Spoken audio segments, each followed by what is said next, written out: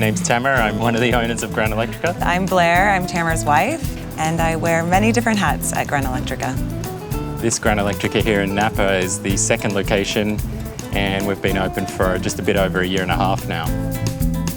We really just wanted to try and represent Mexico and all of its regional dishes as authentically as we can.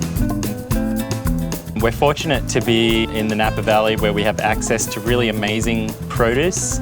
We choose to buy from local farms and ranches because we want to be able to support our local purveyors and community in that sense.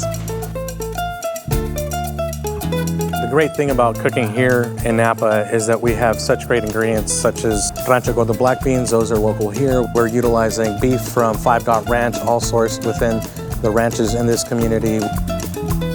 I'm really excited about all the local produce that's available to us here in Napa at arm's length.